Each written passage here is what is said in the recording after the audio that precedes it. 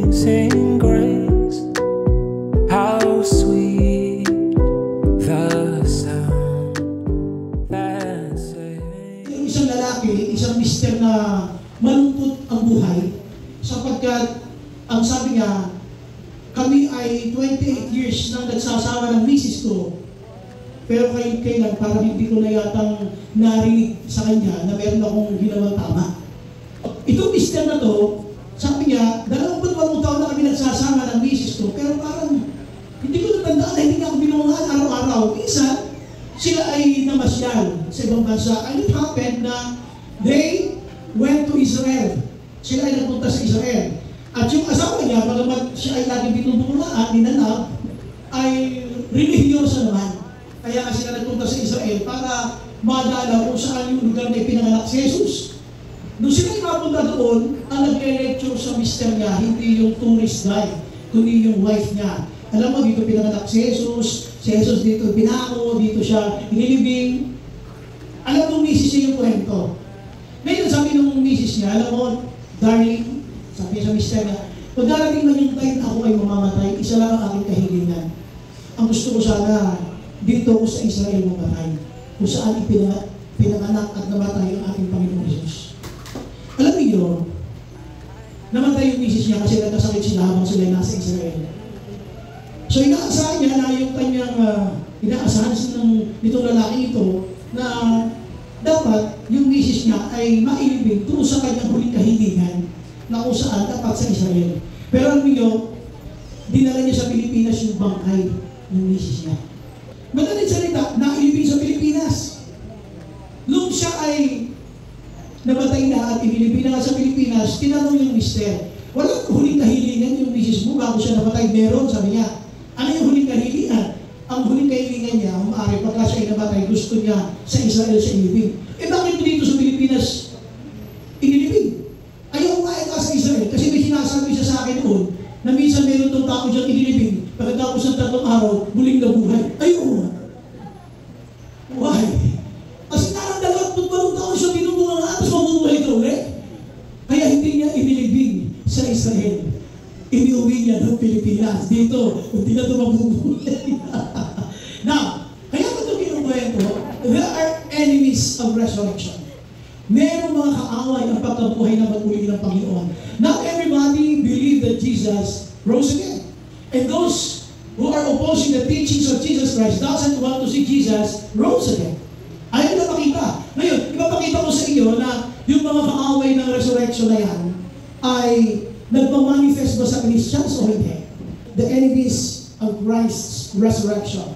So if you have your Bibles with you, buksan niyo yan sa aklat ng Juan, Kapitulo 20, pabasahin natin yung 11 hanggang 18. But I want you to understand that we will be discussing the whole chapter and some part of the gospel and some part of the Corinthians because it mentioned about the resurrection. Kumbaga hindi lang tayo dito mag-focus, pero ito yung mga verses na magpapatunay na si Kristo ay nabuhay na muli.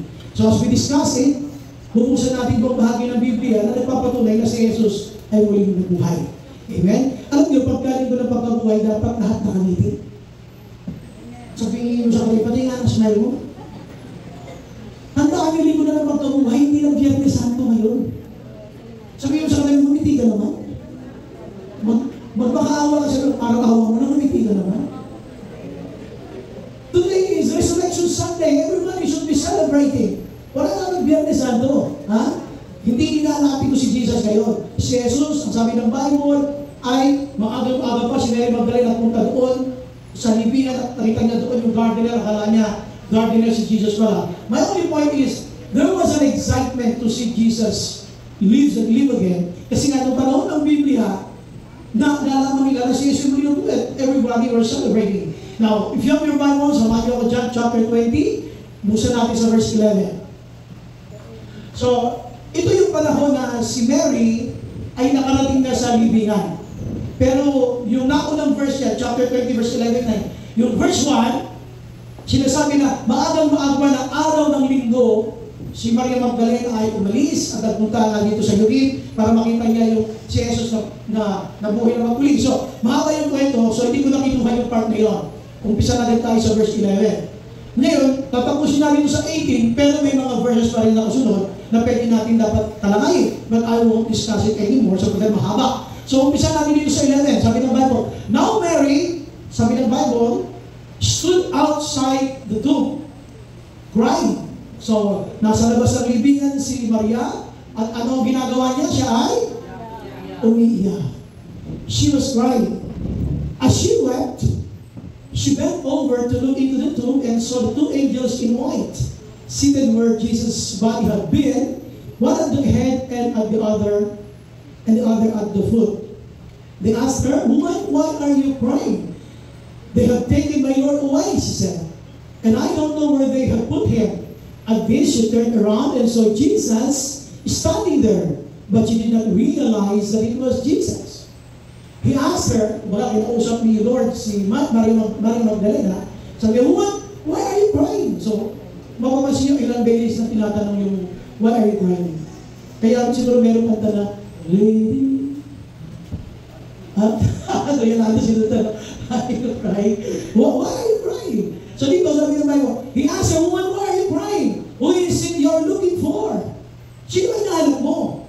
Thinking he was the gardener, sabi ni Mary, Sir, if you have carried him away, tell me where you have put him, and I will get him. Jesus said to her, Mary. Nagulat siya, tinawag siya ni Lord sa pangalan, so napalimod siya. She turned toward him and cried out in Aramaic, Rabboni, which means teacher. Jesus said, Do not hold on to me, for I have not yet ascended to the Father. Go instead to my brothers and tell them, I am ascending to my Father and your Father, to my God and your God. So, tinawag niya si Mary na Maria. Napalimod siya. Tapos, nung aktong yayakapin niya si Jesus, nagsalita si Jesus. Sabi niya, huwag mo kong hawakan. Sabi niya, huwag mo kong yakapin. Sapagkat hindi pa ako nakakarating sa Ama na yung Ama at sa aking Diyos na yung Diyos. Ngayon, pagdagat ko, sabi niya, humayo ka, ipangaral mo, sabihin mo sa iyong kapatid na ako'y muli na buhay.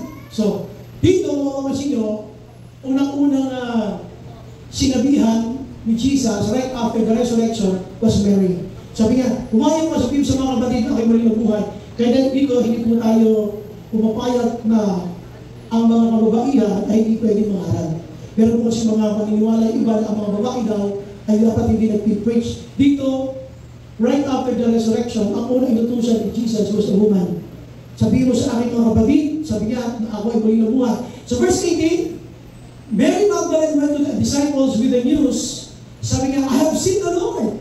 Nakita ko ang Panginoon, and she told them that he had said these things to her. So gusto ko na i-establish dito na si Jesus ay muli na buhay. Sabihin mo sa kapatid mo, si Lord muli na buhay. Yeah. So, si Lord muli na buhay. Ngayon, ang gagawin natin ay mag-pray tayo, ilingin natin yung paggabay ng Panginoon upang maunawaan natin ang kanyang mga salita. Shall we bow our heads, please? Lord, we are so thankful sa pagkakain po ay we are celebrating your resurrection. We are remembering what happened in the scripture at kami, anak mo Panginoon, ay nakikigalak po kami Panginoon sa pagdiriwang ng linggo ng pagkabuhay na pinatunayan mo na maging ang kapangyarihan ng kamatayan ay iyong dinaig at ito Panginoon, hindi po kayo naigupo. Salamat Panginoon sapagkat sa oras na ito meron kayong pagkakataon upang kilalanin ang iyong ginawa sa krus na katubusan na nagdulot ng aming kaligtasan hanggang sa iyong mga pagkabuhay upang ipakita na ang kamatayan ay hindi uubra sa iyong kapangyarihan. Maraming po salamat, buksan ang puso namin, ang aming ang unawa ay bigyan niyo Panginoon ng karunungan upang maintindihan namin ang mga salita. We invite your Holy Spirit, Lord. Please be with us. Samahan kami ng Santo Espiritu. Ito po ang dalangin naman sa pangalan ni Jesus. Amen. Amen. Palapakan natin sa Lord. So, enemies of Christ's resurrection. Alam niyo ba yung mga chief priests ay hindi naman sila kapanalig ni Jesus? They were considered as enemies. They don't want to see Jesus living at that time. Kaya nga sila rin naggumawa ng paraan para si Jesus ay mahuli. At kung si Jesus ay mahuli, alam naman natin, siya dumanas ng lahat ng hirap hanggang sa dumating yung point na tinako siya at pagkatapos namatay na at namatay, yun lang ayaw nila. Yung sumunod na pangyayari, yung siya yung muli na buhay. Many people are against the resurrection of Christ. At titignan natin kung paano yung mga taong yun ng mga sarungat sa mga hindi pagsantayon sa pagkakabuhay ng mga ng Panginoon ay damdamin din natin. So, enemies of Christ resurrection now. The first enemy that we will be discussing, let's go to the first slide. Puntaan natin si Tomas. Now, Tomas, sino si Tomas? Isa sa mga one of the 12 disciples who was not with the disciples when Jesus came. So, isa sa mga masasabi natin nakaranas ng patunay na si Jesus ay muli na buhay, itong si Tomas. Pero nung una, hindi siya naniwala. Sapagkat na nagpakita ang Panginoon sa mga alagad, wala siya.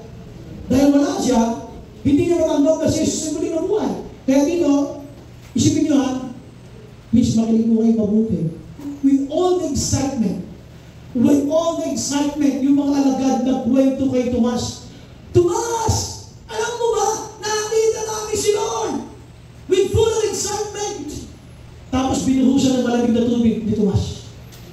Hindi ako maniniwala na di pinapapasok ang aking daliri sa butas ng kanyang mga palad na pinagpakuan at sa butas ng kanyang tagiliran na sinipan. See? Ito mo, alive ka, kasama ka ng mga alagad na nakasaksi dahil nagpakita si Lord in a glorified body. Ang sabi ito ng Bible, pinatay, binuhusan ng malamig na tubig yung kanilang excitement. Nasubukan nyo na yung ganyan, na excited ka magkwento sa kapitbahay mo, kasi yung anak mo naunod, tapos bubuhusan niya ng malamig na tubig. Huy, pare! Yung anak pa naman naunod! Wala yun sa anak ko. See? Ayaw mo na makigalak. Bubuhusan niya ng malamig na tubig. Ano yung point? Dito mapapansin nyo, sabi ni Tomas, but he said to them, unless I see the nail marks. Yung nail marks palatandaan sa palad, na siya ay binutas yung palad niya sa pagkat siya ay pinako. Unless I see the nail marks in his hands.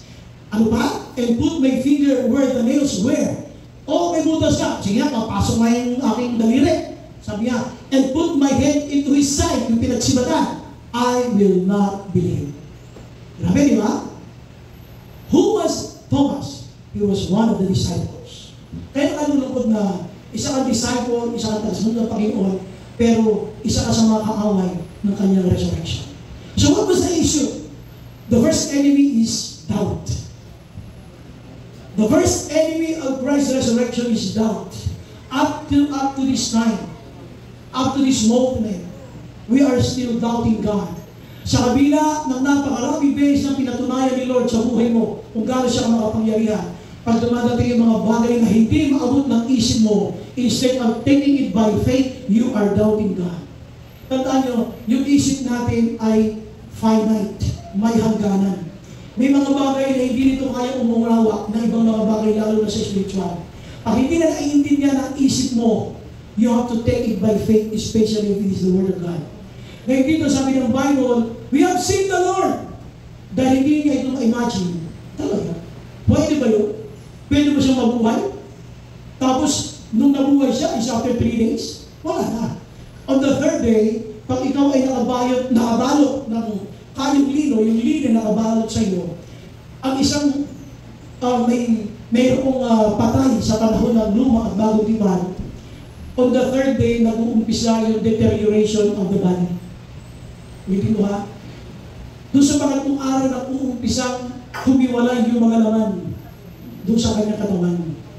Ito na yung umpisa ng deterioration ng kanyang katawan, na uumpisa na siya maagnas. At sinasabi mo, nakita mo si Lord. Imposible. Alam ni Tomas yung kultura nila. Kaya, the culture against yung kanyang faith, hindi niya yung maintindihan. Kaya ang sabi niya, meron siyang kondisyon. Ano yung kondisyon niya? Unless. Pag sinabi mo unless, maliban, wala nang iba. Ito lang ang kondisyon mo. Kung sinasabi nyo nakita nyo si Lord in a glorified body dahil siya muli na buhay, maliban, may kondisyon siya. Ano yung kanyang kondisyon? Unless I see the nail marks. Yun nga. Maliban makita ko yung butas sa kanyang balag at ipasok yung aking daliri doon sa butas sa kanyang balag at maipasok yung aking kamay doon sa pinagsibatan sa kanyang tagiliran, hindi ako maniniwala. Can you imagine? Ang dami niyang kondisyon. How about you? Ano ang mga kondisyon mo kay Lord para mapatunayan mo kanyang pagkilos? Lord, pagka ngayong araw na ito, hindi ako sinagot, nanililigaw ako. magbabackslide ako. Hindi na ako atin, hindi na kita mahal, Lord. Alam mo ang kondisyon natin, ang daming kondisyon. Pero dito gusto ko na ipakita sa iyo na the first enemy of resurrection is doubt. Now, punta natin next slide. Ito na. Si Lord ngayon, grabe, napaka-importante sa kanya ni Tomas kasi disciple to eh. Ang ginawa ni Lord, muli siya nagpakita. At this time, ipinakita yung tagiliran. At saka yung mga butas sa kanyang pangalan. Okay. Verse 26, a week later, wow. Masyadong espesyal si Tomas. Pagkatapos ng isang linggo, nagpakita si Lord. A week later, his disciples were in the house again, and Thomas was with them, though the doors were locked. Yan, okay. Alam niyo bakit ito ginawa rin? Kahit kasi nakasarado yung pintuan, nakapasok siya, doon pa ng proof kung gaano ang makapangyarihan ng Diyos. Pero wala eh. Hindi man lang nagtaka si Tomas na, paano ka nakapasok ng kabata? Hindi ka man lang may pinagduksan na. Kung minsan may mga ganun tayong mga pagkilos si Lord, hindi mo mapasin ang mga ginagawa niya sa paligid kasi masyado ka nakafocus sa mga doubts mo. God is already moving beside you, in front of you, beneath you, above you. God is working within your surroundings. Hindi mo makita because your heart and your mind is filled with doubts. Could you imagine, though the doors were locked, Jesus came. Dapat unang tanong, Lord, sino po kasi ba't ka nakapasok? Kasi ka glorified body. Kasi namin glorified body, alam niyo parang multo yung sabihin ko lang yung tagos-tagos siya nakapasok. Si Jesus, ang tawag doon glorified body, sa Tagalog, niluwalhating katawan. Wala na siyang physical at that time. So, nakapasok siya dito sa room. Sabi ng Bible, Jesus came and stood among them and said, peace be with you. Bakit peace? Bakit peace? Kasi una kaya peace ang kanya sinabi. Yung mga alagad na yan ay nakakaimon niya sa Sanchine sa takot sa mga Hudyo. Pag nalaman nila na sila ay mga taga-sunod ni Jesus, sila man ay pwedeng hulihin at patayin. Number 2, kaya sinabi ang peace be with you. Baka hanggang ngayon nagtatalo-talo kayo, okay, muli na buhay. Kasi nga, dinidepensa ng ibang alagad kay Tomas. Huy, buhay si Lord. Ano ba namin ang kondisyon? Nakita nga namin eh. So ngayon, sa kasalukuyan, silang nag-uusap-usap sa loob ng room. Jesus came and stood among them and said, peace be with you. Then, pinpointed. Then he said to Tomas, bakit di Tomas? Kasi nakalimdakan eh. Ang sabi sa kanya, put your finger here. Ito na. O sige, Tomas, lagay mo na rito yun yung sinasabi mo. Daliri mo. Put your finger here. See my hands. Now reach out your hand and put it into my side. Lagay mo na yun sa tagiliran mo. Anong sabi niya? Stop. 1, 2, 3, stop. Stop doubting. So yun ang sinasabi sa iyo ni Lord ngayon. Stop doubting. Sabi mo sa katabi mo, stop doubting. Isa pa, ulitin mo, stop doubting. Stop doubting and believe. O ano ngayon ang nangyayari sa dito? Bigla kang natulala. Diyos ko, Panginoon ko, Diyos ko. Alam niyo po, ito ay expression ng sobrang pagkamangha. Totoo pa na. My Lord and my God. Nagulat siya, namangha siya. Pero dito gusto ko na ipakita sa inyo. This is a picture of the Christians today. We became one of those enemies when you're still doubting God. You know, kung alam mo si Lord may gagawin sa buhay mo, may hawak ang pangako ng Diyos. Ang sinasabi niya ni Lord sa iyo, ito, anak, stop doubting and believe. So dito ang sinasabi lang namin ay, pagka hindi mo pinaniwalaan yung mga pagkilos ng Panginoon sa buhay mo, yun ay one of the reasons, sinasabi ng Bible, no, tayo ay kandidato para maituring na isa sa mga kaaway. One of the enemies. So ngayon tanong natin ganito, kay Lord, ano ang kondisyon mo? Was it a pattern? Dapat mo talaga laging may kondisyon? Gusto ko sabihin sa inyo ito, para lang maintindihan nyo. Nung si Thomas ay binanggit sa Bible, wala na kayong maaalala kwento uwi sa kanya pagkatapos niya. Unless you check the background. What happened to the life of Thomas right after this? Kasi sa mga sunod na mga aklat ng Biblia, hindi mo na siya pag-uusapan. Hindi mo na siya makikita. Pero highlighted sa buhay niya, why he doubted. Kaya ang tawag sa kanya, Didymus. O kaya Thomas the Doubter. Ngayon, kaya kung ito binabanggit, alam niyo ba, dahil sa pangyayari ito, Thomas became loyal to Jesus. According to sa culture na kanyang buhay, si Thomas ay nagbalik sa Galilee Di ba si Jesus makita sa langit? Dahil nagpakita siya rito as glorified body. So yung mga alagad, sabi niya, humayo kayo, pangalan niyo mabuting balita. Humayo sila, pero si Tomas, bumalik sa Galilee, doon sa bayan ni Jesus. Bakit sa bayan ni Jesus? Sabi ni Jesus, walang propetang tinatanggap sa sarili niyang bayan. Pero sino nagpatunay sa Galilee? Si Tomas. Na isang nag-aalinlangan, sabi ang totoo si Jesus. Palakpakan natin. Kayong mga nag-aalinlangan sa Diyos, darating ang time, tatayo kayo, sasabihin niyo, totoo pala si Lord. Sabi mo sa kagabi mo, totoo pala si Lord. Isa pang palakpak para sa Panginoon. Ito po yung sinasabi natin na pag binasa mo si Tomas, gano'n lang. Pag naroon-check mo yung kanyang buhay, what happened to him? Siya po'y nagbalik sa Galilee. Yung mga tao hindi naniniwala kay Jesus, ginamit siya ng Lord para silang mapaniwala na si Jesus pala ay totoo. Now, punta tayo sa number 2. Punta tayo sa next slide. O sorry, yan muna bakit sa next slide. Punta natin tagiliran ni Jesus. Next slide, suma. Now, then Jesus told him, sabi niya kay Tomas, because, ito yung maganda rito because you have seen me, you have believed. Blessed are those who have not seen, and yet have believed, and that is faith.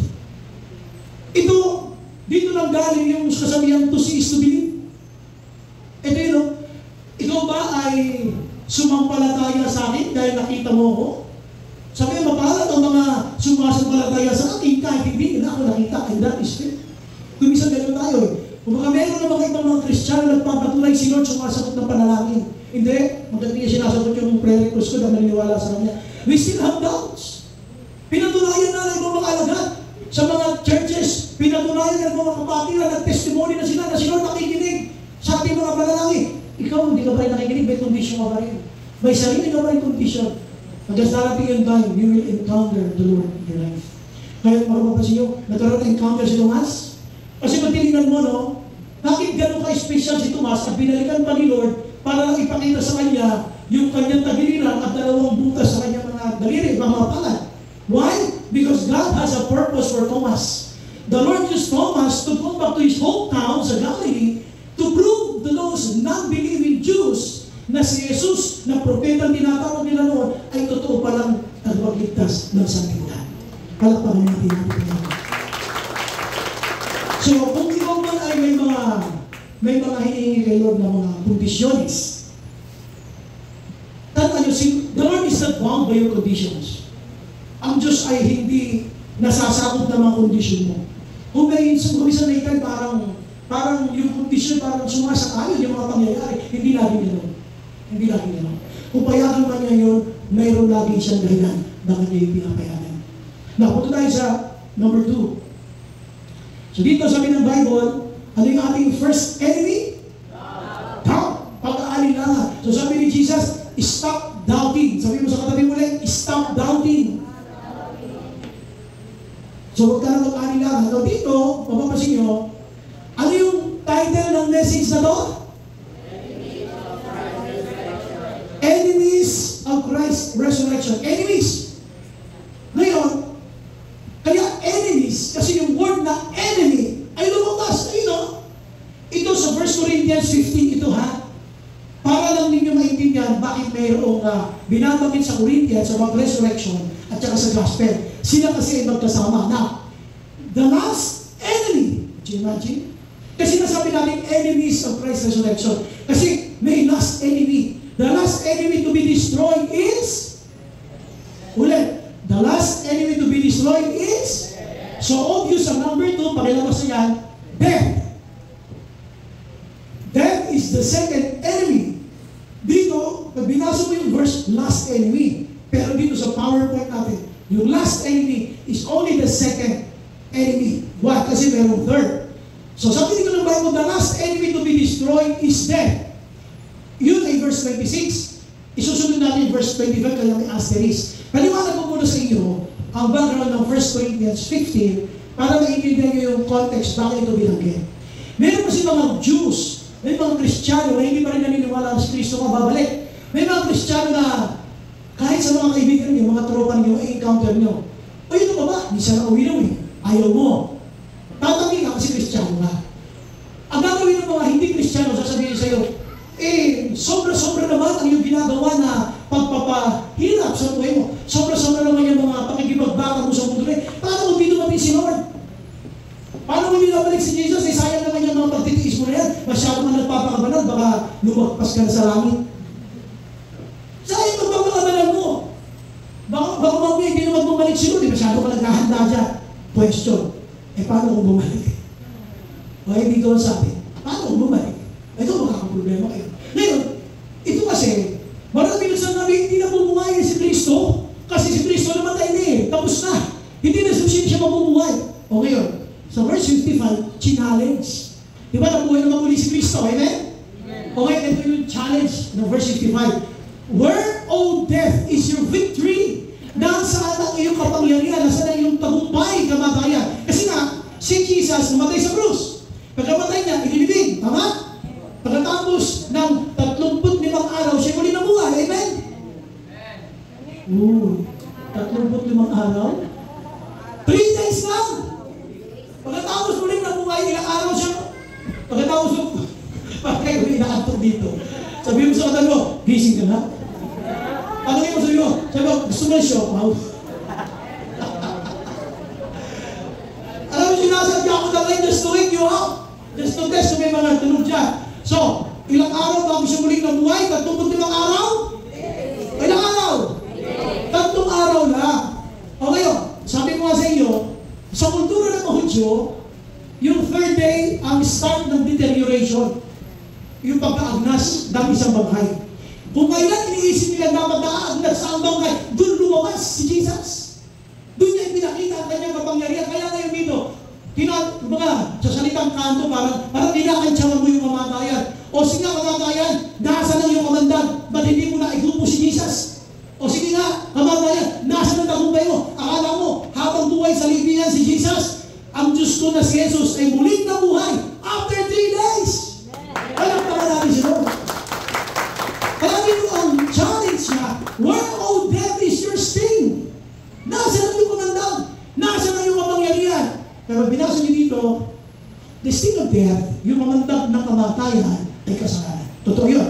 Ibig sabihin, kaya tayo ay namamatay, gawa yun ang kasalanan. Now, let me explain. And the power of sin, kapangyarihan ng kasalanan, ay dahil sa kutusan. Ganito yun. Para may hindi. Sa lumang tipan, sa Old Testament, may mga kautusan din tawag na law, batas. Sabi ng Bible na, magawa mo man yung siya, for example, at yun sa pang-10 ay nag-fail ka, hindi ka pa rin nakasunod. Yun na nabubuhay sa kautusan. Ngayon, paano mo nalaman na ang isang bagay ay mali? Puntahan natin ang panahon ni Moses. Paano mo malalaman kung ang isang ginagawa mo ay mali? Ang giving example. Bakit sa panahon ng Biblia, may mga magkakapatid na nagkakapangasawahan? Di ba? Mababa sa isang Bible, bakit may mga magkakapatid na nagkakapangasawahan? Bakit? Kasi hindi mo bumababa ang kautusan. Wala pa yung law. Wala pa yung batas. Nung sinabi ng Bible na huwag mong gagawin ito, good, nagkaroon ng kapangyarihan ng kasalanan. Bakit? Nalaman mo ang kasalanan kasi meron kautusan. May utos. Ito kahit ilan mo pagkasama mo ubra, nung panahon nila, ngayon yung ubra. Huwag kang makikiapit sa iyong asawa. Kaya ako nalaman yun na dapat isara. Kasabi ng Bible, huwag kang makikiapit. Anong gusto mong kunin? Pwede mong kunin. Sabi ng pagkautusan, huwag kang magnanakaw.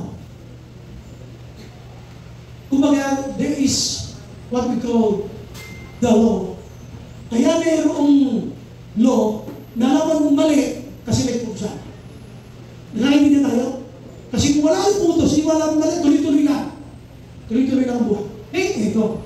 Salamat kay Jesus. Kasi wala naman makakakumpleto, makaka-perfect na kautusan.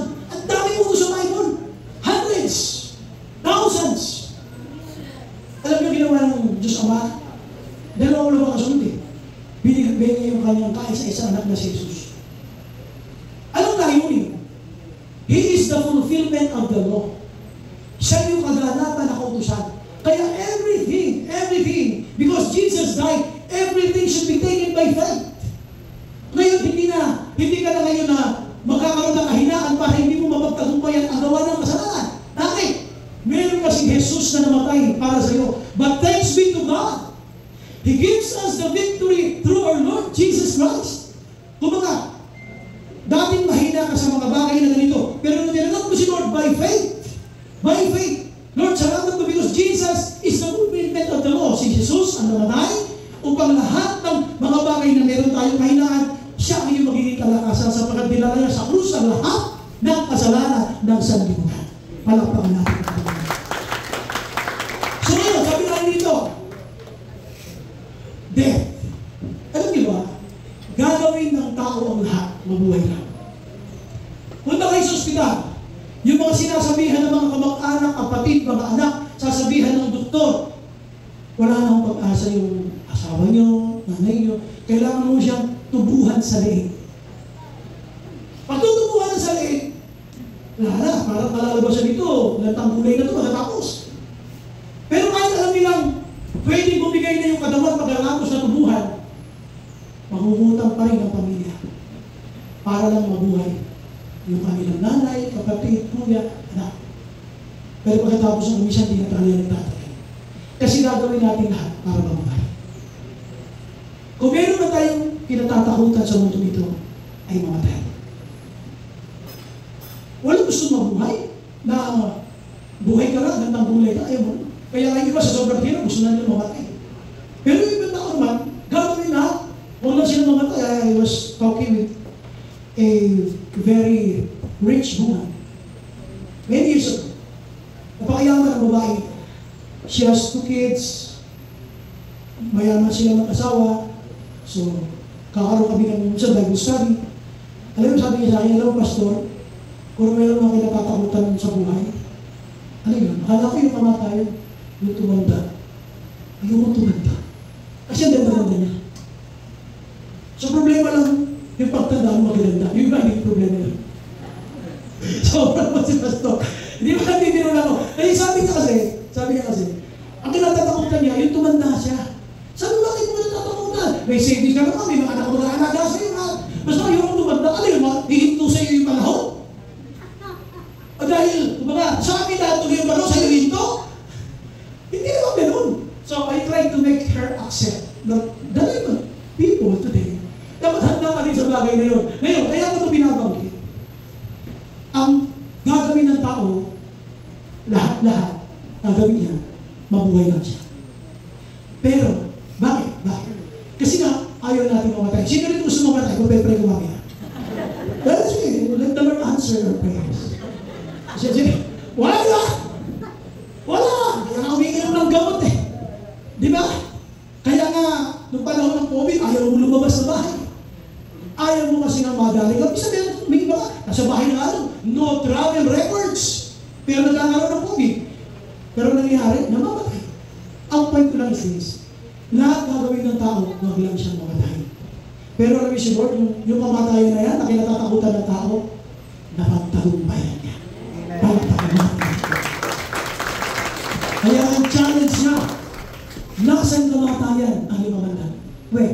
Kung baga nang-aasar si Lord, kung baga para siya nang-aasar, o sige, nasaan yung mamandan mo? Nasaan kapangyarihan mo yan? Wala na. Oo nga, namatay ako. Tinupos ko ang tao sa sanlibutan, so may nang namatay sa krus, nilibig siya. Doon siya sa hindi lumili tao. Doon di pa siya natutunan na maguli. The devil were celebrating until such time he rose again. Ang demonyo ay natakot sa kanya.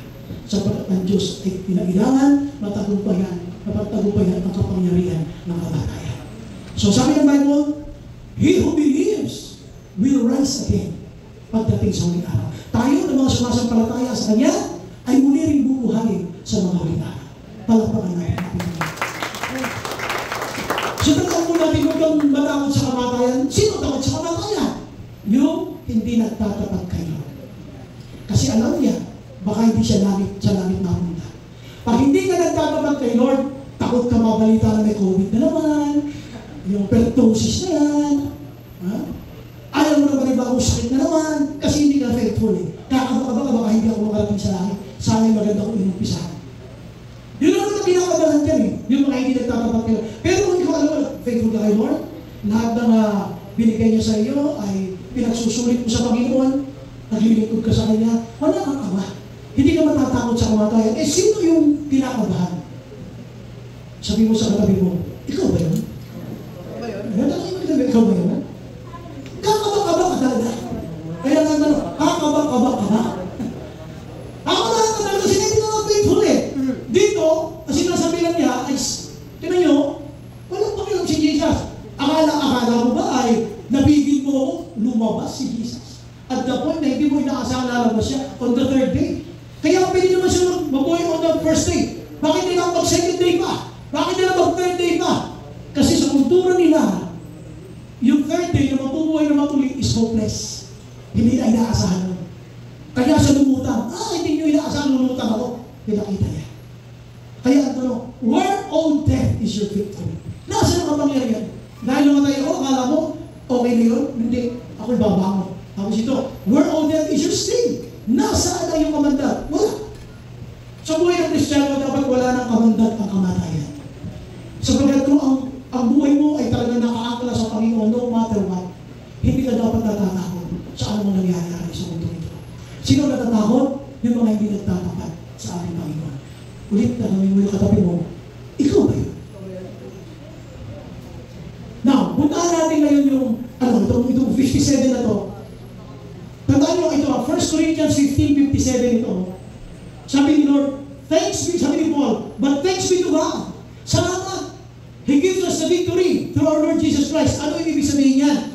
Ang context ay, maging ikaw, mapagtatagumpayan mo rin ang kamatayan sa pamamagitan ng ginawa ni Kristo sa pagtubos sa isang krus at nung simuling na buhay, ikaw man sa huling araw, mapagtatagumpayan ng kamatayan, sa huling araw, ay ikaw din ay muling bubuhayin.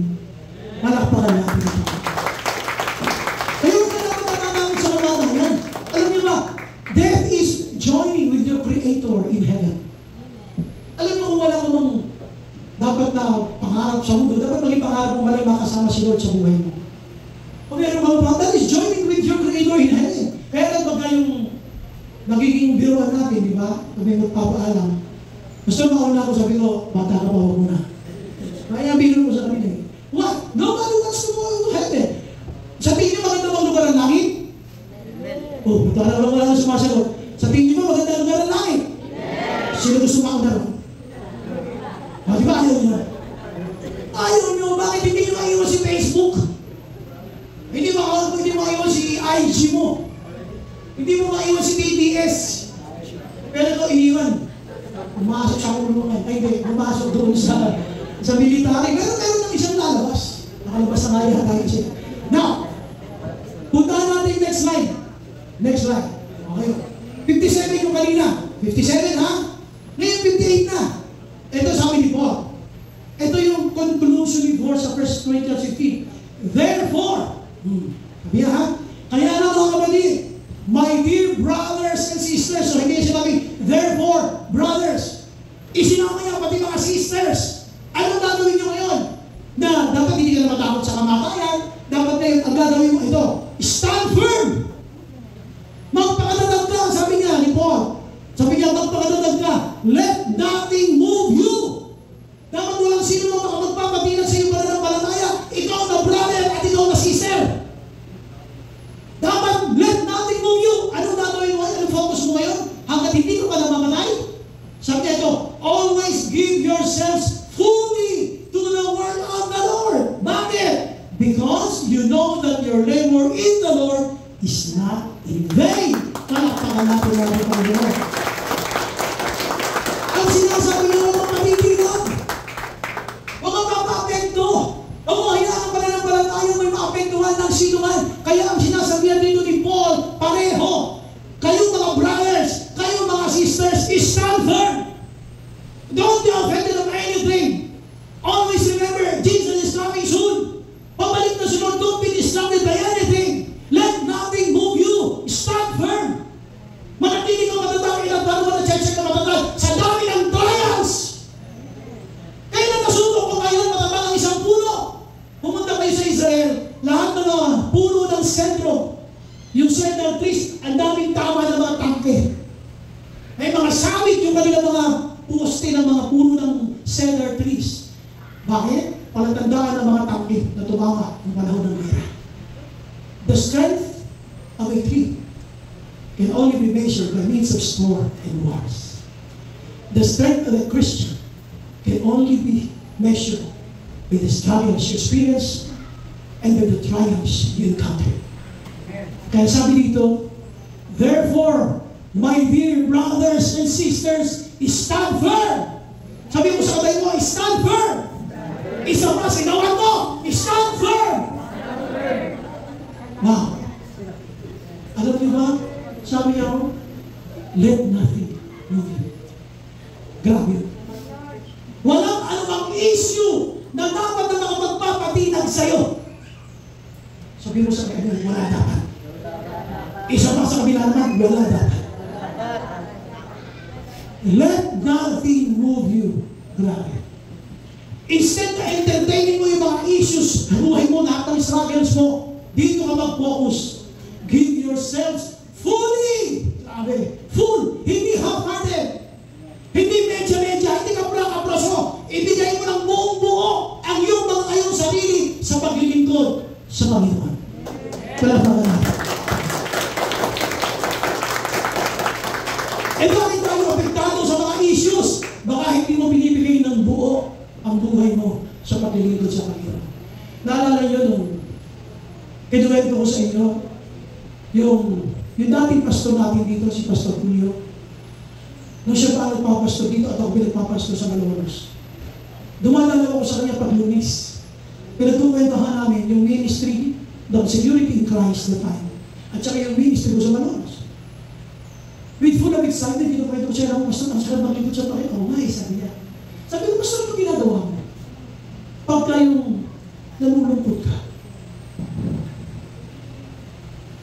Alam, sabi niya, alam, pastor, kasi may sarili siya po pa niya. Alam, pastor, sa dami ng ginagawa ko, wala na akong oras para malungkot. Napakaganda naman. Sabi niya, alam, sa dami ng ginagawa ko, wala na akong oras para malungkot. Ay, gusto ko yung walang oras para ba? Sabi mo sa katabi mo, congratulations. Wala kang oras para yan. Why? Give yourselves fully to the work of the Lord. Instead na pagpapansinin mo ang lahat ng pwede mag-distract sa iyong paglilingkod, sabi niya, stand firm. Let nothing move you. Tapos sabi niya rito, bakit? Kailangan mong gawin, ibuhos mo yung sarili mo fully to the work of the Lord? Because. Ito yung matindi yung because. You know that your labor in the Lord is not in vain. Sa mga So, ano ulit yung ating theme? Eyes your shine. Pwede ba tayo magsabay-sabay ng Philippians 1, 2, 3 again? Enemies of Christ's resurrection. The first enemy is? Doubt. The second enemy is? Punta tayo sa pangatlo. Sa pangatlo, yan. Pumasok si Jesus sa upper room. Ito yung John 20 ulit. Balik tayo sa text. John 20. So, ito yung sinasabi ng glorified body. Ito yung niluwalhating katawan. Yung pwede siya magtagos-tagos sa baler. Ito yung glorified body. So, kapag katapos yung mag-resurrect, kinausap yung mga lagad niya. Ang sabi niya dito, again, Jesus said, peace be with you. Ang sabi niya dito, as the Father has sent me, I am sending you. Kung paano sinugo ako ng Diyos Ama, sinusugo mo rin kayo. Kung paano ako pinahayo ako ng Ama, sinusugo mo rin kayo. Paano ako pinahayo mo rin kayo. And with that, He breathed on them and said, receive the Holy Spirit. So, tandaan nyo ito, makinig kayo mabuti. Bakit ko ito laging inuulit-ulit? Nung sinabi ni Lord, as the Father has sent me, so I am sending you. Kung paano sinugo ko ng Ama, sinusugo mo rin kayo, humayo kayo. Pero, do not do it on your own. Kasama nyo yung Holy Spirit. That's why don't do any ministry without the Holy Spirit. The Holy Spirit is the executioner of any ministry. Holy Spirit ang nagsasagawa ng lahat ng tagumpay sa anumang maka-Diyos na gawain. That's why always invite the Holy Spirit. Don't do anything that is quote-unquote godly without the Holy Spirit. You will never be successful without the Holy Spirit. Kailangan mo habang sumusunod ka sa inuutos ni Lord, ang banal na Espiritu. Sige para pa sa Lord.